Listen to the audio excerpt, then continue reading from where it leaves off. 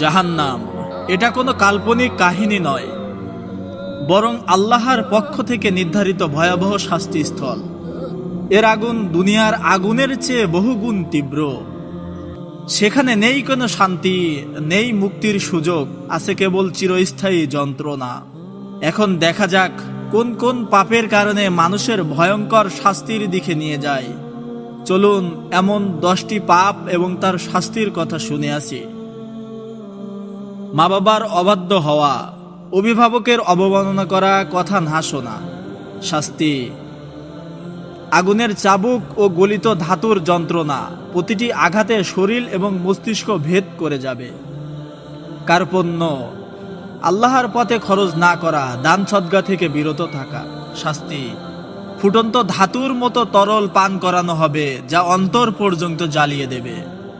মিথ্যা ও প্রতারণা: মিথ্যা বলা বা মানুষকে আস্থা ভাঙ্গা। শাস্তি: জিহ্বা টেনে বের করা হবে এবং লোহার শিকল দিয়ে বারবার ছিদ্র করা হবে। ব্যভিচার ও অশ্লীলতা: অবৈধ সম্পর্ক, অশ্লীল কাজ বা পর্নোগ্রাফি দেখা। শাস্তি: জ্বলন্ত ভাটায় নিক্ষেপ, উপরে ওঠা ও নিচে পড়ার মাধ্যমে তীব্র যন্ত্রণা।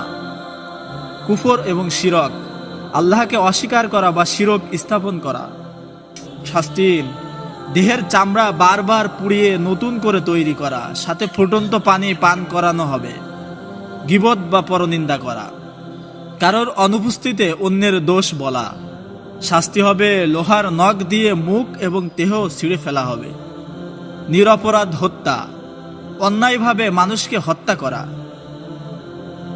শাস্তি হবে আগুনের নদীতে ডুবিয়ে রাখা হবে, বারবার দগ্ধ হতে হবে। নামাজ ত্যাগ করা, ইচ্ছাকৃতভাবে নামাজ ছেড়ে দেওয়া। শাস্তি হবে গভীর অগ্নিগহ্বরে নিক্ষেপ করা হবে, যেখানে নিচে পৌঁছাতে বহু বছর লাগবে।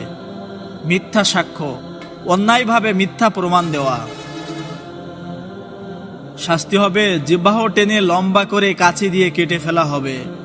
হারাম ভোগ, শূকরের মাংস, মদ, জুয়া বা অন্য হারাম জিনিস গ্রহণ। শাস্তি হবে ঠোঁট কেটে ফেলা হবে এবং জিহ্বা দগ্ধ হবে।